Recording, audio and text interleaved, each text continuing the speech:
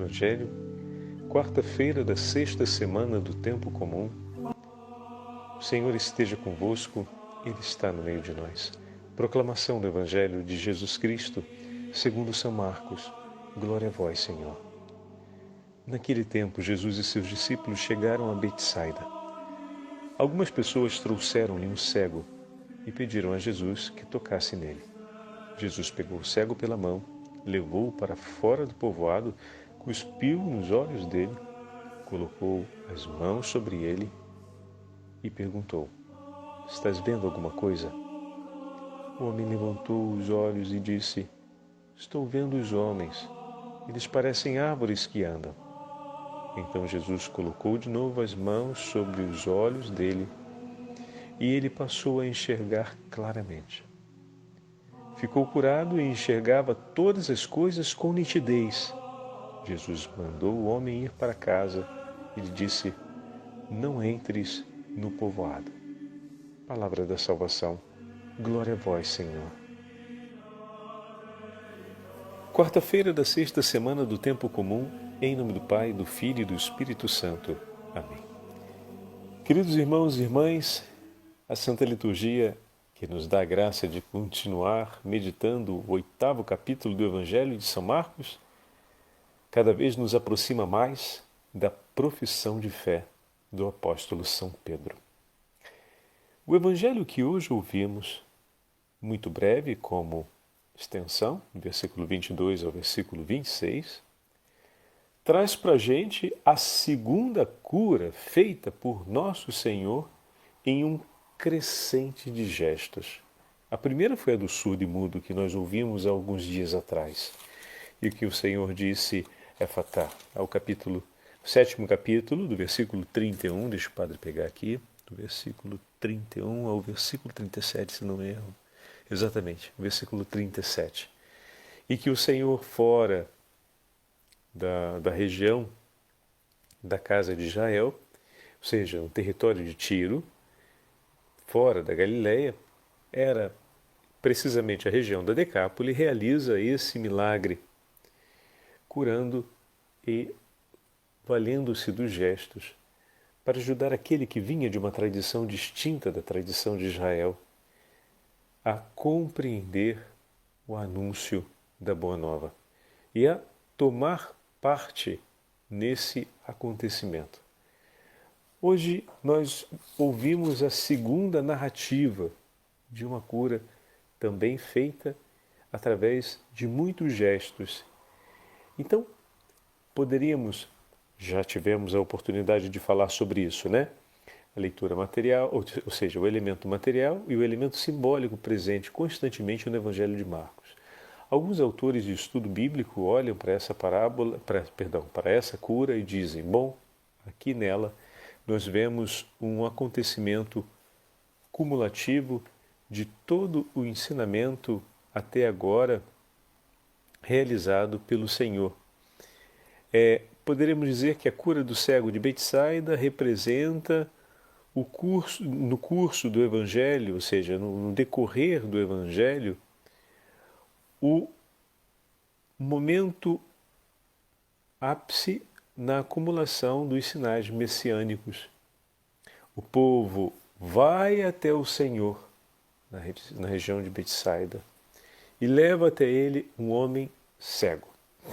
Então temos aqui a imagem do povo que vai ao encontro do Senhor, e encontra numa região, que é a região de Betsaida, a região que no seu entorno tem tantos outros povos, e ali se apresenta para entregar-lhe aquele do meio dos seus que é cego, a suplicar ao Senhor que possa restabelecê-lo na sua visão, ou seja, realizar uma obra messiânica. Pedem que o Senhor o toque, que o Senhor realize, cumpra um gesto em seu favor, cumpra um ato em seu favor. Tomando o cego pela mão, o Senhor o leva para fora do povoado, ou seja, o traz para junto de si, o recebe em intimidade e com a saliva toca seus olhos e impõe-lhe as mãos. E depois pergunta se ele percebeu alguma coisa e ele começa a recuperar a vista. E fala para o Senhor que já via as pessoas, mas sem definir a forma ainda. Já começava a ver algo, mas ainda não conseguia compreender bem. Então, o Senhor, mais uma vez, coloca as mãos novamente sobre os seus olhos e, finalmente, diante de todos, ele restabelece a vista. E o Senhor diz a ele de não voltar à cidade, mas de seguir seu caminho. Não entres no povoado. Em outras palavras, o mantém em missão. Simbolicamente, estamos vendo aqui o retrato do acontecimento evangélico. Aqueles que buscavam o Senhor levaram até o Senhor, ou seja, os patriarcas, os profetas conduziram o seu povo até o Senhor. E chegaram diante do Senhor cegos, sem conseguir compreender a boa nova do Evangelho. O Senhor os tomou para junto de si, caminhou com eles e, tocando-lhes e realizando um ato de amor, começou a instruí-los no caminho da verdade e seus olhos começaram a se abrir. Mas eles ainda não conseguiam distinguir com clareza. Ouviam a palavra do Senhor, que lhes dizia para fazer o que era preciso, mas eles, cumprindo, ainda não conseguiam.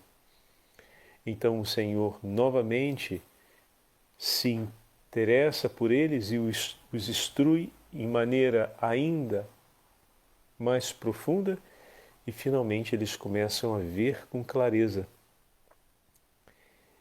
E em seguida o Senhor os envia em missão. Como é interessante ver que essa cura está antes da profissão de fé de São Pedro. Também os discípulos foram, por conta da tradição de Israel, por conta do ensinamento dos patriarcas, caminhando às apalpadelas, levados até o encontro de Cristo, a quem esperavam. Não nos esqueçamos da imagem de André e João, que acompanhavam o Batista às margens do Rio Jordão. E tanto eles quanto seus irmãos também tinham temor a Deus e buscavam ver o Cristo. E eis que viram o Cordeiro de Deus e o seguiram. João foi aquele que os levou até ele. E o Senhor então caminha com eles, os chama para junto de si, os tira do povoado, isso olhando aqui como um paralelo à imagem de João e de Santo André, narrado no início do Evangelho de São João, a vocação dos dois. Mas também podemos observar o Senhor que passa nos demais evangelhos sinóticos e chama para junto de si os discípulos, os leva consigo para fora do povoado. Aqueles que tinham sido instruídos pela pregação de João Batista, que tinham sido instruídos pela lei e pelos profetas, mas que perderam a chance de ver Deus, porque também foram alcançados pelas tradições que os levaram a afastar-se da caridade, da misericórdia, que, de certa forma, roubou-lhes a possibilidade de ver com clareza o Senhor e entender o seu ensinamento. Tanto que em muitos momentos do Evangelho de Marcos, vemos os discípulos confusos ou sem conseguir entender os ensinamentos do Senhor, que para nós parecem muitas vezes bem óbvios. Mas não nos esqueçamos, ainda que possam parecer óbvios, tem uma exigência no seguimento. Não basta entender, é preciso seguir. Eles tinham muito mais limitação para entender, mas um coração muito mais pronto ao seguimento. Então não entra ou não se deixe levar por uma comparação onde se venha se afirmar que hoje conseguimos ver melhor do que eles, sim, em certos pontos sim, porque temos a revelação completa. O anúncio de Cristo como Senhor glorioso já é completo para nós. Entretanto, a prontidão de coração, eles tinham muito mais intensa do que a gente, com muito menos recursos do que a gente, no conhecimento dessa verdade, que é Cristo Senhor e glorioso. E quando contemplaram o anúncio perfeito da fé, quando a revelação se completou, não a abandonaram jamais. E é nessa mesma perseverança que hoje estamos. Então ali nos encontramos. Que o Senhor alargue a nossa consciência, a nossa inteligência, a nossa compreensão dos mistérios, mas, sobretudo, multiplique essa prontidão interior para seguir. Então, parêntese fechado. Voltemos à imagem. Assim também o Senhor os levou para fora de suas cidades, para fora de Cafarnaum, para fora de Betsaida, para fora dos lugares onde encontrou os discípulos. E ali os tocou. E ali realizou inúmeras obras, como a imagem do impor as mãos, do usar a saliva sobre os olhos. O Senhor realizou inúmeros milagres, como estamos acompanhando esses dias fora da região da Galileia, né? Realizou inúmeros milagres, e esses milagres, esses gestos do anúncio messiânico foram chamando pouco a pouco, como acompanhamos no Evangelho de Marcos, desde o capítulo 4, né? Falamos isso, a profissão de fé dos apóstolos está sendo preparada. Ou seja, os seus olhos vão se abrindo entre um milagre e outro, de um ensinamento a outro do Senhor, como ontem ouvimos o ensinamento sobre o fermento dos fariseus, né? O Senhor usa a imagem simbólica para instruir os discípulos na importância de acolher a boa nova do Evangelho e não viver as medidas que terminam por levar para fora do ensinamento do Senhor as medidas que a tradição tinha estabelecido, que não permitiam, não acolhiam Deus em sua soberania de ser misericordioso e bom por todos, infinitamente amoroso. Então, aqui o Senhor vai, aos poucos, realizando inúmeras obras e milagres e ensinamentos, e os olhos dos discípulos vão se abrindo e eles vão conseguindo perceber em Cristo o Messias. Enquanto os fariseus pedem um sinal, olha o grande contraste. Pedro afirma: Tu és o Cristo. Eles pediram um sinal e foi negado. Nos próximos dias vamos ouvir São Pedro declarando. Ele que, vendo as obras realizadas pelo Senhor, como o cego de Betsaida, teve os olhos da alma curados da cegueira, sendo capaz agora de contemplar com clareza o Senhor glorioso, ou melhor, o Senhor da glória, que por ora ainda irá percorrer o caminho do Calvário e ainda vencerá a morte com a ressurreição. Mas tu és o Cristo, o nosso Salvador. E a beleza que também a Pedro, depois que seus olhos se abriram, e os seus olhos não se abrem aqui é a profissão de fé do apóstolo, mas ela se tornará completa após a ressurreição de Nosso Senhor e a vinda do Espírito Santo. Porém, depois de sua profissão de fé, ou seja, depois que seus olhos se abriram e ele passou a ver perfeitamente, também ele não voltou para o seu povoado, mas percorreu o mundo anunciando a boa nova do Senhor. Conseguiram?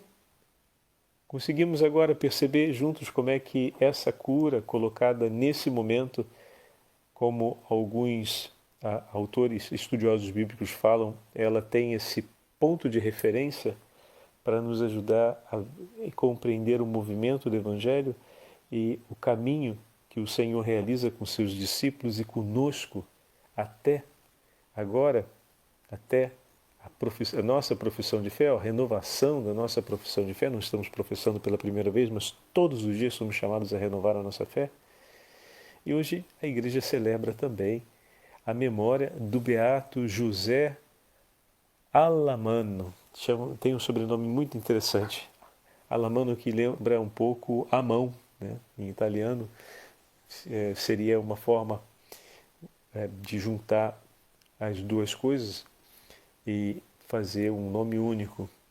José Amão, é verdade. Ele teve sempre a mão de Deus ao alcance das mãos dele e que esteve sempre em suas mãos. Ele é o fundador da Congregação dos Missionários da Consolata, que também teve depois o seu ramo feminino fundado por inspiração, ou melhor, por definição do Papa Pio X, porque os irmãos começavam a ver a necessidade de consolidar o ramo feminino que pudesse colaborar com as missões na África, e preocupado, o Beato José Alamano vai conversar com o Papa e o Papa lhe diz: e por que não? E ele diz: eu acredito que essa vocação, eu não tenho vocação para fundar um ramo feminino, uma congregação feminina. E o Santo Padre, então, sempre, Pio X tinha um excelente senso de humor e era um homem de muita força em suas decisões, muita mesmo. E ele vira para ele, como vigário de Cristo, diz: pois bem, então eu lhe dou. Vai e funde. Que palavra do Papa. Ah, padre, isso é abuso de poder. Ele estava usando mais do que... Não, alto lá. Pelos lábios do Santo Padre, o Senhor conduz a sua igreja. E com uma palavra de autoridade, diria com uma palavra profética, o Santo Padre, então, confirmou aquilo que o Senhor já estava dizendo e propondo ao coração do Beato José. Sustentou aquela obra começada por suas mãos, de maneira que se cumprisse, com a colaboração do seu servo Beato José, aquilo que era o desejo do seu coração. E para tal, foi pelos lábios do Papa Pio X que o Senhor confirmou e selou isso no coração do Beato. E assim começou o ramo feminino. E eu tive a grande alegria de conviver com os sacerdotes da família, dos missionários da Consolata, e de trabalhar ao lado das irmãs missionárias da Consolata por todos os anos em que estive colaborando com a formação dos religiosos na África. E para mim foi uma experiência única, e são grandes amigos e são verdadeiros heróis na fé que se entregam intensamente para anunciar o nome de Jesus e fazer o Senhor amado em todas as partes do mundo, não só na África hoje. Como a missão cresceu. Nos confins do nosso Brasil, lá estão nossos irmãos missionários e nossas irmãs missionárias, discretas, silenciosas, mas entregando a vida ali, e nos confins da Ásia também, em lugares que a gente nem imagina que possa ter religiosos ali chegando para anunciar o Evangelho a povos no meio da neve, e lá estão elas, acompanhando e servindo. Que o bom Deus possa acompanhar cada uma dessas irmãs e irmãos em sua missão pelo mundo e sustentar-nos sempre, para que nós possamos também crescer na fé. Dai-nos a graça, Senhor, de a cada dia, meditando a palavra e vivendo a perseverança que o Senhor nos concede a graça de viver, de crescermos sempre. Que o nosso caminho de perseverança não se veja embarreirado pelo desânimo, ou então embarreirado pela falta de entusiasmo para servir-te, Senhor, e para celebrar a sua presença no meio de nós. O Senhor esteja convosco, Ele está no meio de nós.